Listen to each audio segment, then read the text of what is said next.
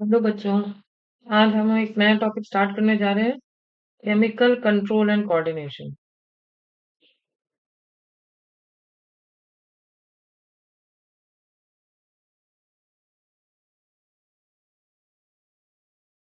तो पिछला हमारा टॉपिक था that was neural control and coordination. तो हमने उस समय मैंने बताया था कि दो तरीके से जो various organs in the body होते हैं वो दो तरीके से आपस में इंटीग्रेट एंड कोऑर्डिनेट करते हैं। वन इज बाय न्यूरल मतलब नर्वस सिस्टम से, और दूसरा chemical which are basically hormone. तो न्यूरल तो हमने पढ़ लिया था, आज हम केमिकल वाला पढ़ेंगे। तो अब ये जो कोऑर्डिनेशन होता है दोनों तरीके से उनका अपना एडवांटेज और डिसएडवांटेज होता है। फॉर एग्जाम्पल न्यूरल का देखें तो मतलब पॉइंट टू पॉइंट होता है। पॉइंट टू पॉइंट का मतलब हो गया एक न्यूरॉन से दूसरे न्यूरॉन में सिग्नल जाते हैं थ्रू साइनैप्स। ये हमने पढ़ा था, ये एक न्यूरॉन है, इसका ये एक्सॉन है, ये यहाँ खत्म हो गया, फिर यहाँ पे दूसरे न्यूरॉन का डेंड्राइट आ गया, तो ये साइनैप्स है। तो ये पॉइंट टू पॉइंट होता है। जबकि केमिकल वाला जो होता है वो जनरलाइज्ड होता है, क्योंकि उसमें तो ब्लड में रिलीज हो जाते हैं हार्मोन, तो वो पूरे में फैल जाते हैं। उसके बाद ये वाला जो होता है वो फास्ट होता है, ये स्लो होता है। ठीक है। और इस मतलब इस ये वाला जो होता है फास्ट होता है और शॉर्ट लिव्ड होता है, फटाफट आया फटाफट चला गया। जबकि ये लॉन्गर एक्टिंग होता है। और ये क्योंकि ये सारी पूरी बॉडी में तो ये न्यूरॉन्स जा नहीं सकते, तो ये do not innervate the entire body. जबकि ये ब्लड से जा रहा है तो ये एंटायर बॉडी में जा सकता है। ठीक है। तो कुछ एडवांटेजेस न्यूरल में है, कुछ केमिकल में है, इसीलिए दोनों मिलके neural and chemical control and coordination होता है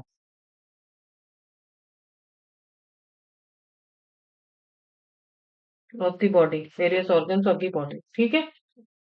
तो अब हम इसके बारे में पढ़ते हैं। अब ये होता किसके थ्रू है? Through endocrine gland. Endocrine glands को हम डक्टलेस ग्लैंड्स भी कहते हैं, क्योंकि इनके अंदर कोई ग्लैंड डक्ट नहीं होते। ये डायरेक्टली ब्लड स्ट्रीम में अपने केमिकल्स डालते हैं, उन केमिकल्स का नाम होता है हॉर्मोन्स। अब जो हम पहले हॉर्मोन्स की डेफिनेशन थी, it was like it was a chemical which were produced by these endocrine glands, and they acted at a site distant from site of production।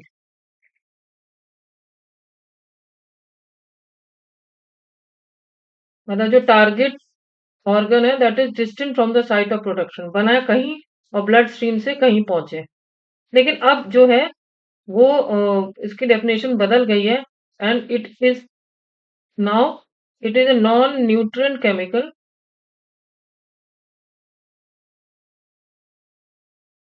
which acts as a intercellular messenger। मतलब एक cell से दूसरे cell में message देने के लिए, and it is produced in minute quantities. तो इसमें क्या फर्क हुआ? पहले तो एंडोक्राइन ग्लैंड्स का वो करा था, लेकिन बाद में पता चला कि जो ये हमारा एंडोक्राइन सिस्टम है इसमें कुछ तो फॉर्म्ड एंडोक्राइन ग्लैंड्स होते हैं प्रॉपर, और कुछ टिश्यू होते हैं which are scattered in various organs of the body. वहां पे भी कुछ सेल्स होते हैं जो कि हॉर्मोन्स प्रोड्यूस करते हैं। तो इट इज नॉट नेसेसरी कि जो हॉर्मोन्स हैं वो फॉर्म्ड एंडोक्राइन ग्लैंड से भी ही बने। तो इसलिए ये डेफिनेशन चेंज कर गई। So it is a non nutrient chemical, इसमें कोई न्यूट्रिशनल वैल्यू नहीं होती, which act as intercellular messengers and they are produced in minute quantities. तो इसमें बहुत सारे इस तरह से न्यू मॉलिक्यूल्स भी ऐड हो गए इन दिस न्यू डेफिनेशन, जिसमें कि ये टिश्यूज भी हो गए। अब अगर हम ये एंडोक्राइन, अभी हम फॉर्म्ड एंडोक्राइन ग्लैंड्स के बारे में बात करते हैं। कौन कौन से हैं बॉडी में? एक बॉडी की गंदी सी फोटो बनाऊंगी मैं, तो फिर भी बनानी तो पड़ेगी।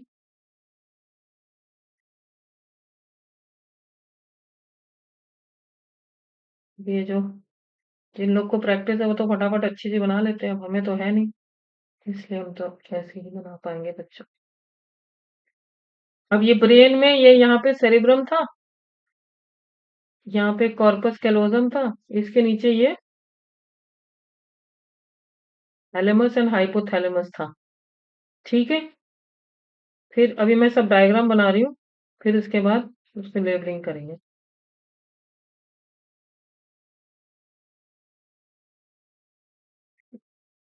ट्रेकिया है,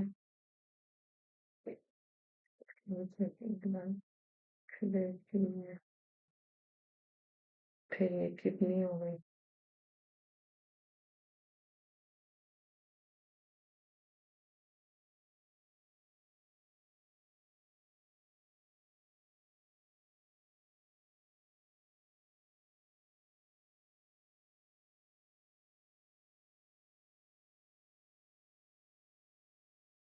तो अब हम ऊपर से शुरू करते हैं। सबसे पहले तो ये हो गया,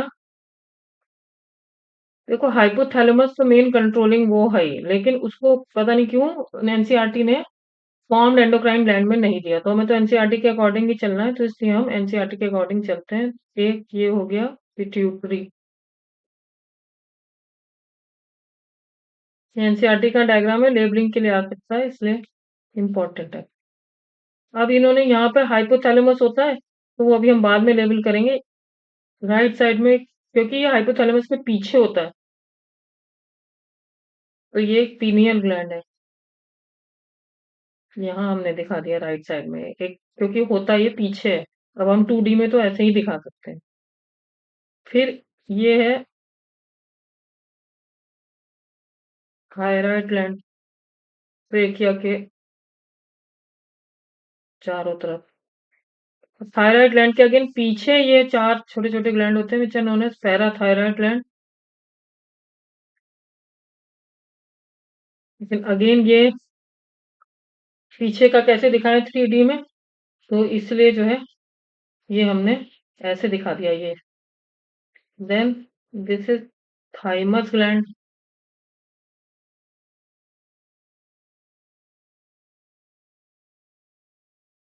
below the trachea.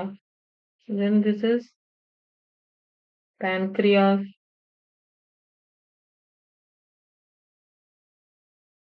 फिर किडनी के ऊपर, दोनों किडनी के ऊपर एक है, ये एड्रीनल ग्लैंड हो गए।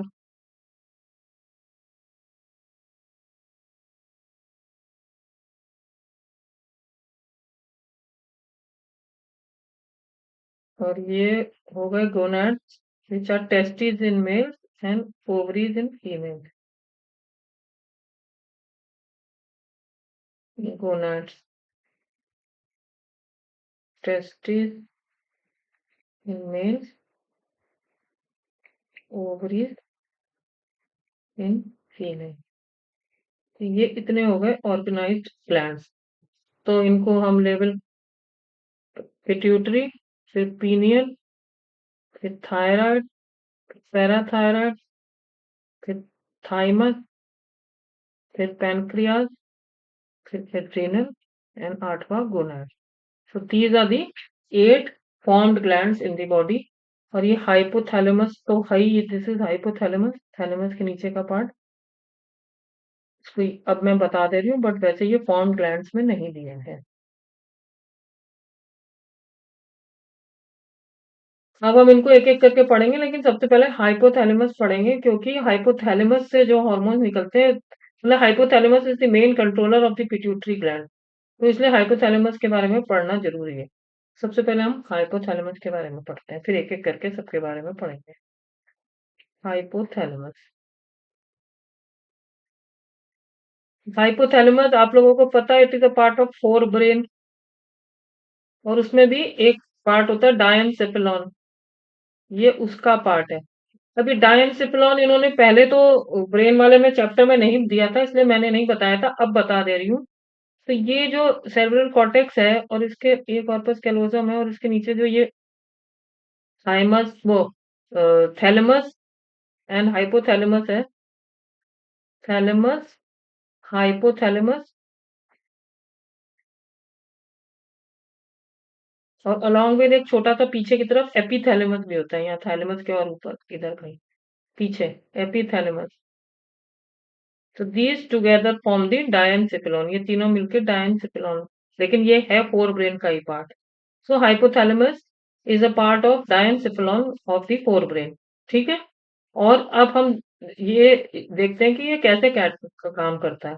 तो न्यूरॉन्स तो होते ही हैं इसमें, लेकिन इसमें कुछ न्यूरॉन्स जो होते हैं वो हार्मोन सिक्रीट करते हैं, तो उनको हम न्यूरो सिक्रीटरी सेल्स कह देते हैं। मतलब है तो न्यूरल ओरिजिन के, लेकिन हार्मोन सिक्रीट करते हैं तो उनको न्यूरो सिक्रीटरी सेल्स कह देते हैं, जिनका नाम है न्यूक्लियाई। और अब ये दो तरह के हार्मोन सिक्रीट करते हैं।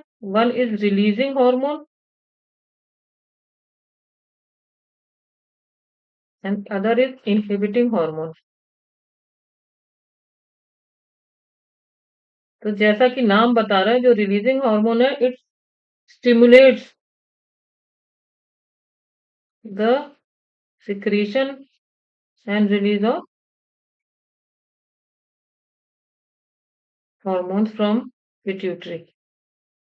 वैसे तो जितने भी पिट्यूटरी से हार्मोन निकलते हैं सबके लिए एक रिस्पेक्टिव हाइपोथैलेमस में रिलीजिंग या इनहिबिटरी हार्मोन होता है, पर क्योंकि सबके नाम एनसीईआरटी में नहीं दिए हैं, तो जो दिए हैं हम उन्हीं के बारे में पढ़ ले रहे हैं। एज एन एग्जाम्पल, एक होता है गोनाडोट्रोपिन रिलीजिंग हार्मोन, जीएनआरएच। नाम याद रखना, क्योंकि एक जीआरएच भी होता है, ग्रोथ हार्मोन रिलीजिंग हार्मोन, जीएचआरएच। तो बट ये जीएनआरएच है, गोनाडोट्रोपिन रिलीजिंग हार्मोन। जीएचआरएच आपके उसमें दिया नहीं है एनसीईआरटी में, इसलिए नहीं बता रही हूँ, जो दिया है वही बता रही हूँ।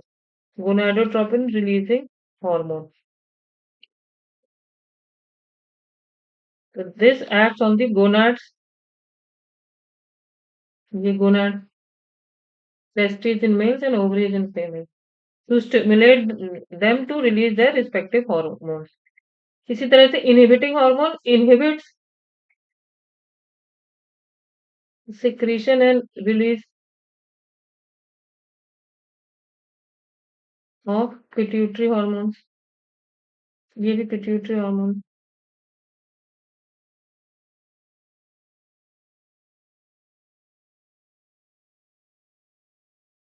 तो इसका एक एग्जाम्पल दिया है, सोमैटोस्टेटिन, जिसका नाम होता है growth hormone inhibiting hormone. This inhibits the release and secretion of growth hormone. ठीक है। तो ये है इसका रोल हाइपोथैलेमस का ऑन दी पिट्यूटरी। लेकिन अब ये कैसे है, ये भी हम समझ लेते हैं। तो हम लोग पिट्यूटरी पे आते हैं। तो ये जो मैंने ये बनाया था हाइपोथैलेमस, इसके आगे ये यहाँ जाके पिट्यूटरी आ जाता है।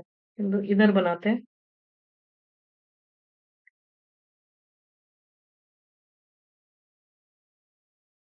ये हाइपोथैलेमस है और इसके नीचे ये पिट्यूटरी है।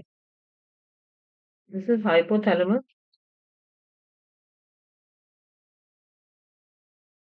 और this is pituitary.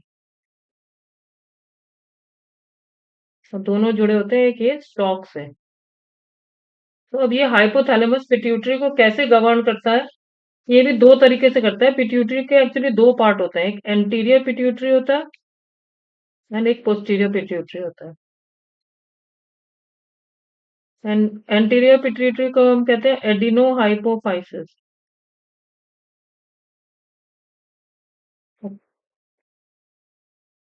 Posterior pituitary को तो कहते हैं न्यूरो हाइपोफाइसिस। क्यों, ये भी अभी बता रही हूँ।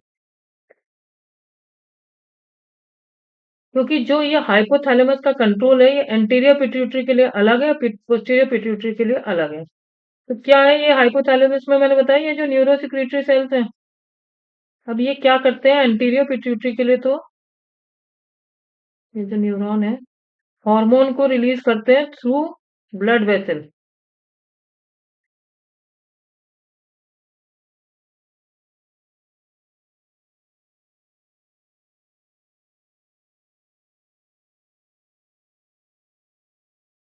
This is known as portal circulation.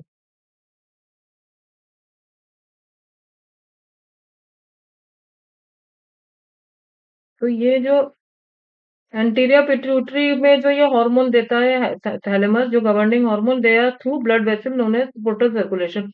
Portal circulation कहीं भी होता है, जैसे इंटेस्टाइन है, इंटेस्टाइन में जो सर्कुलेशन आता है वो 2 तरीके से आता है। एक तो डायरेक्ट हार्ट से जो ब्लड वेसल आ जाती है वो तो करती है, और एक थ्रू लिवर आती है। यहाँ गए, पहले हार्ट से यहाँ गया लिवर में, फिर लिवर से इंटेस्टाइन में, तो this is known as portal circulation. तो जो भी कहीं पे ब्लड आना है, not coming directly through some other organ, it is coming, that is known as portal circulation. Similarly यहाँ पे भी है, ये जो हाइपोथैलेमस है इससे थ्रू पोर्टल सर्कुलेशन आया इन द एंटीरियर पिट्यूटरी।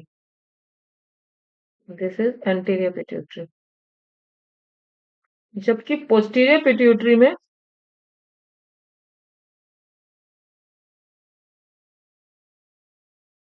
ये जो न्यूरॉन है, न्यूरो सिक्रीटरी सेल, ये डायरेक्टली इसका जो एक्सॉन है वो डायरेक्टली यहाँ तक पोस्टीरियर पिट्यूटरी तक पहुंच जाता है। तो यहाँ पे एक्चुअली क्या है कि पोस्टीरियर पिट्यूटरी, इसीलिए कहते हैं, एक सेंटेंस लिखा है एनसीईआरटी में, posterior pituitary under direct neural control of hypothalamus, और इसीलिए इसका नाम न्यूरो हाइपोफाइसिस है। तो पोस्टीरियर पिट्यूटरी में डायरेक्ट एक्सॉन पहुंच जाता है, इसमें कोई सर्कुलेशन नहीं होता। तो उसी में ये क्या है कि एंटीरियर पिट्यूटरी जो है ये, तो इट सिक्रीट्स हॉर्मोन्स, इसीलिए इसको एडिनो हाइपोफाइसिस कहते हैं। एडिनो मतलब ग्लैंड। और posterior pituitary it does not secrete hormone, अपने आप से नहीं बनाता। जो उसने बना के दे दिए इसको, हाइपोथैलेमस ने, उन्हीं को ये स्टोर एंड रिलीज करता है। Store and release hormones form by hypothalamus.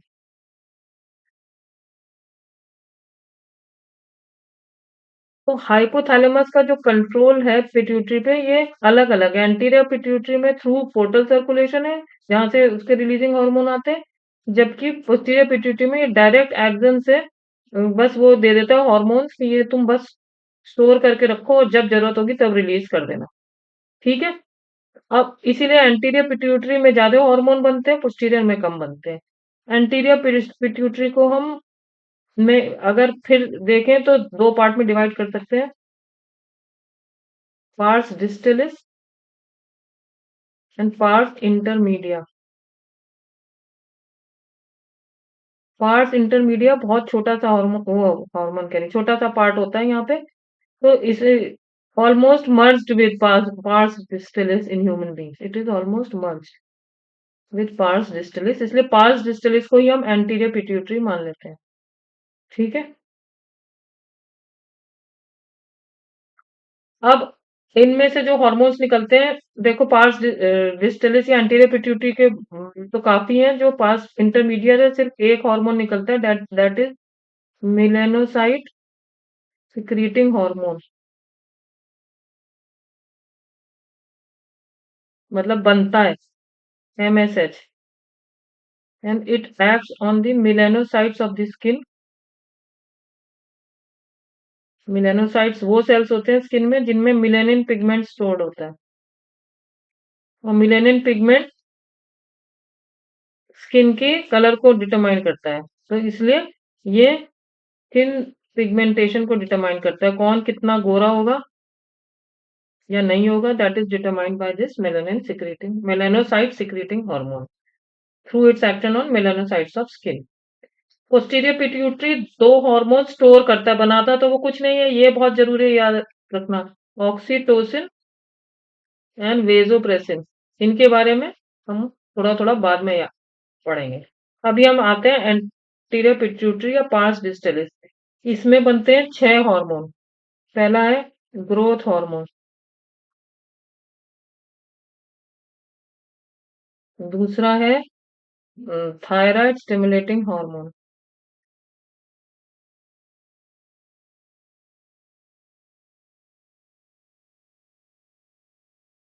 तीसरा है प्रोलैक्टिन, चौथा है Adreno corticosteroid, ACTH, ACTH, एड्रीनोकोर्टिकोट्रोपिक hormone.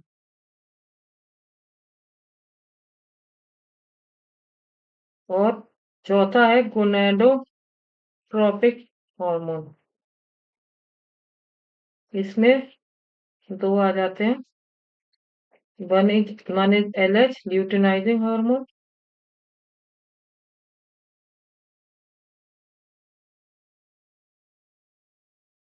and other is FSH, follicle stimulating hormone।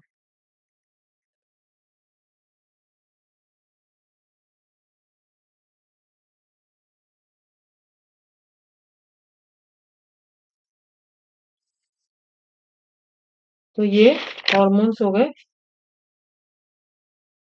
जो कि 1 2 3 4 5 6 हॉर्मोन्स एंटीरियर पिट्यूटरी से बनते हैं। अच्छा, एक बात मैं बताना भूल गई थी, पिट्यूटरी ग्लैंड जो है वो जो बेस ऑफ द स्कल होता है उसमें एक कैविटी सी होती है, that is known as sella turcica. Sella turcica is a cavity at the base of the skull. यहाँ पे ये पिट्यूटरी ग्लैंड बैठा होता है, ये कभी कभी पूछ लेते हैं, इसलिए ये सेला टर्सिका जानना जरूरी है। ठीक है, अब हम इन सब हॉर्मोन्स के बारे में एक एक करके बात करते हैं। सबसे पहले बात करते हैं ग्रोथ हार्मोन के बारे में। ग्रोथ हार्मोन जो है, जिसको कि हम GH भी कहते हैं, कि ग्रोथ में काम आता है ना, जैसा कि नाम है। अब अगर इसका एक्सेस हो जाए, अब ये डिपेंड करता है कि चाइल्डहुड में हुआ है या एडल्ट में हुआ है। अब ये जो बोन होती है हमारी बॉडी में, ये दिया तो नहीं है एनसीईआरटी में, लेकिन थोड़ा समझने के लिए, और एक जगह पे एक बार नीट का क्वेश्चन आया, यहाँ पे एपिफिजियल कार्टिलेजेस होते हैं। ये बच्चों में जो है ना, ये बढ़ते रहते हैं और बढ़ बढ़ के बोन बनाते रहते हैं, इसी तरह से फिर बोन की लेंथ बढ़ती चली जाती है। ठीक है, तो चाइल्डहुड में अगर ये ग्रोथ हार्मोन एक्सेस हुआ, तो ये इसको स्टिमुलेट करता चला जाएगा, लंबे होते चले जाएंगे, तो एक्सेस ग्रोथ से बन जाएंगे जायंट, तो that disease is known as gigantism. अब अगर एडल्ट में मिडिल एज में ये हुआ, तो ये जब बढ़ते चले जाते हैं, ग्रोथ पूरी हो जाती है, तो ये जो एपिफिशियल कार्टिलेज होता है ये फिर फिक्स हो जाता है, फिर ये और बोन नहीं बनाता। तो अगर एडल्ट में ग्रोथ हार्मोन बढ़ा, तो ये अब लेंथ तो बढ़ेगी नहीं, तो क्या हो जाएगा, डिसफिगरमेंट हो जाएगा। एंड ये स्पेशली होता है फेस का। That disease is known as acromegaly. और ये क्या होता है ना, मुश्किल से डायग्नोस होती है, difficult to diagnose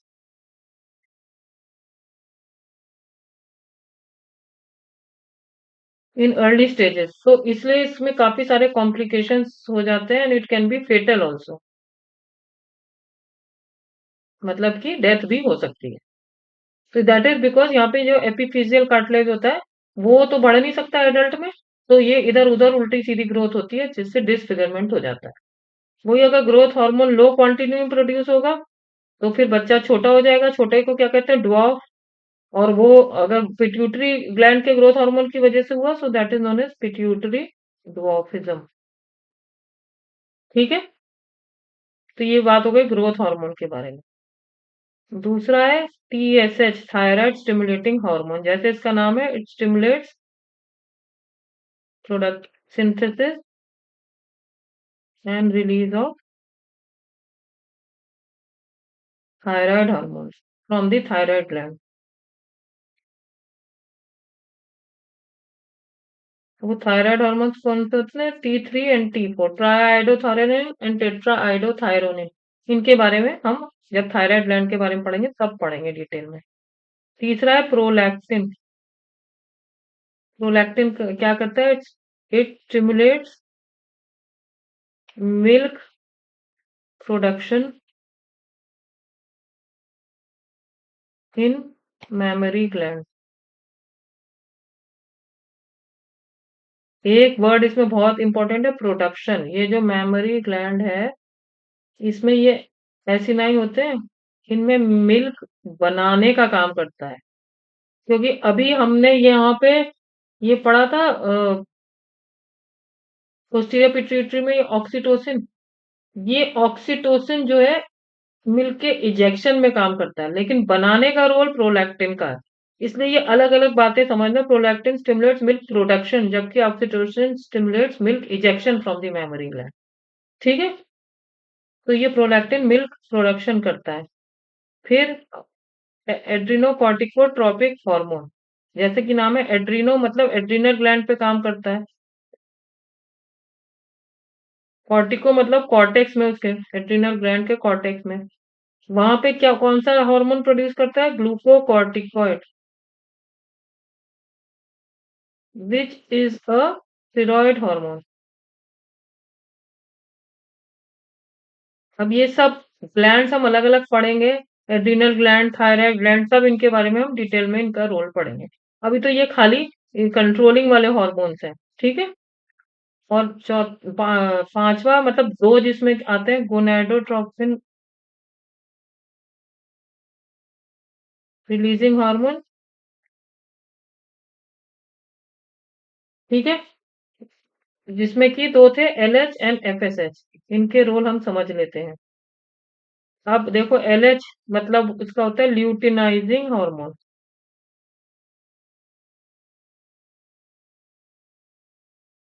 luteinizing hormone अगर जो ये मेल्स में है, मेल्स में ये क्या करता है? Stimulates synthesis of androgens. ठीक है? From testis.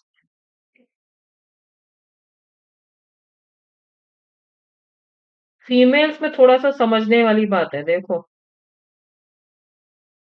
जो ये ओवरी होती है, इसमें लगातार फॉलिकल्स बन रहे होते हैं, और ये फॉलिकल्स के अंदर ओवा होते हैं। यही ओवा कंटिन्यूअसली निकल रहे होते हैं बाहर। तो ये जो फॉलिकल्स होते हैं, इनको कहते हैं ग्राफियन फॉलिकल्स। Graafian follicles. और जब ये निकल जाते हैं, तो जो ये इनका खाली कवर बचता है, that is known as corpus luteum.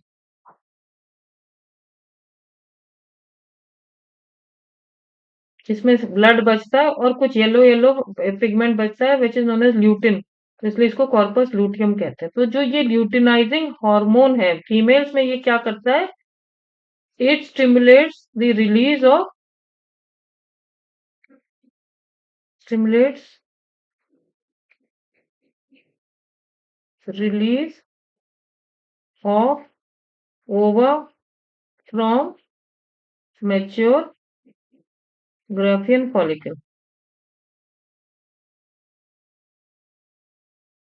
एक काम तो ये हुआ, उसने इसको ओवा को रिलीज करने में हेल्प किया। दूसरा, it maintains corpus luteum. And what is corpus luteum? It is remnant of Graafian follicle after ovulation. जब ओवम निकल गए तो जो रेमनेंट बचा, दैट इज कॉर्पस लूटियम। तो ल्यूटिनाइजिंग हार्मोन का दो काम है, एक तो स्टिमुलेट करना ग्राफियन फॉलिकल में से इसको रिलीज करने का, और दूसरा जो बचा खोखा कॉर्पस लूटियम, उसको मेंटेन करके रखना।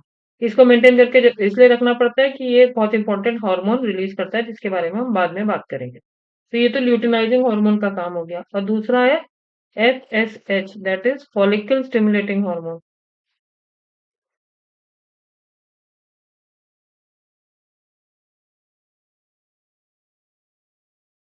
अब इसका रोल फीमेल में, ये जो फॉलिकल है, इसकी ग्रोथ एंड मेंटेनेंस में है। ओव्यूलेशन में इसका कोई रोल नहीं है, only growth and maintenance of follicle. ठीक है? और मेल्स में वही देखें, तो मेल्स में अलोंग विद एंड्रोजन,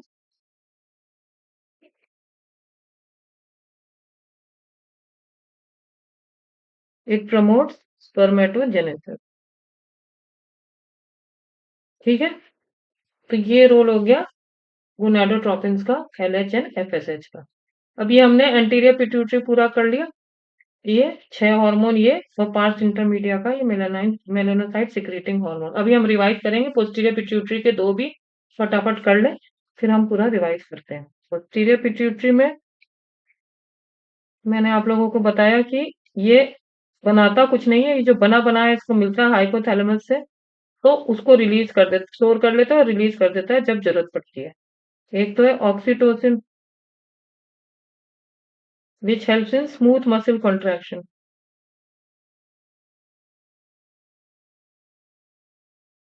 स्पेशली काम आता है ड्यूरिंग चाइल्ड बर्थ, यूट्रस को कॉन्ट्रैक्ट करता है। ठीक है। और दूसरा मैंने बताया मिल्क के ejection from the memory gland.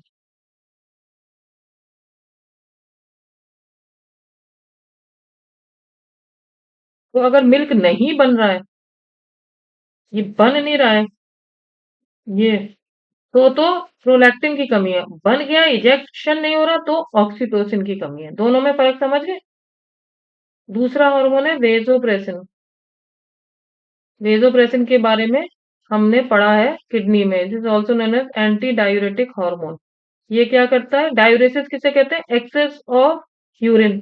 तो ये क्या करता है vasopressin, increases the reabsorption of water and electrolytes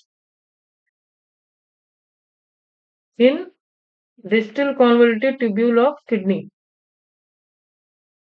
तो जब रीअब्जॉर्प्शन हो जाएगा तो ये वाटर लॉस को कम करेगा ना, डिक्रीजेस वाटर लॉस।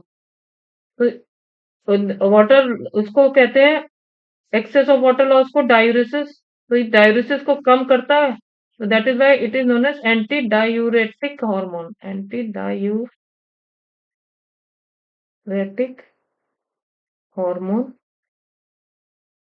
एडीएच, जिसके बारे में हमने डिटेल में पढ़ा था इन दी किडनी पार्ट। तो अगर ये इसकी डेफिशिएंसी हो जाए तो एक्सेस यूरिन निकलेगा बॉडी से, that is known as diabetes insipidus. अब ये बहुत जरूरी है समझना, एक बीमारी होती है डायबिटीज मेलाइटस, जो सबको कहते रहते हैं शुगर की बीमारी हो रही है, शुगर की बीमारी हो रही है, वो डायबिटीज मेलाइटस होती है, that is increase glucose in blood and urine में भी हो जाता है अगर ज्यादा हो जाता है। ये इसमें पैनक्रियास के हार्मोन की कमी होती है, एसीटी एडीएच से कुछ लेना देना नहीं है। जबकि diabetes insipidus is due to deficiency of anti diuretic hormone. इसमें भी डायूरेसिस हो जाती है, लेकिन वो इसलिए होती है क्योंकि ग्लूकोज ज्यादा निकल रहा है, तो उसके साथ साथ वाटर भी निकल रहा है। इसमें ग्लूकोज का कोई लेना देना नहीं है। तो आप लोग इन दोनों में डिफरेंस बहुत अच्छे से समझ लीजिएगा। Diabetes insipidus is due to deficiency of anti diuretic hormone, diabetes mellitus due to deficiency of insulin. वो अभी हम जब पैनक्रियास पढ़ेंगे तब पढ़ेंगे। तो एक बार हम लोग ये रिवाइज कर लेते हैं अबाउट पिट्यूटरी। तो pituitary gland is situated in the sella turcica which is a cavity at the base of the skull। ठीक है। and anatomically it is divided into two parts, anterior pituitary and posterior pituitary। The way hypothalamus controls anterior and posterior pituitary is different, and anterior pituitary it controls by releasing its controlling hormones through the portal circulation, whereas in the posterior pituitary it is under direct neural control, क्योंकि इसका जो neuron है वो direct यहाँ आ जाता है। And इसीलिए posterior pituitary does not secrete any hormone, it only stores and releases the hormone formed by hypothalamus, जो कि दो होते हैं posterior pituitary में, एक ऑक्सीटोसिन और एक वेसोप्रेसिन।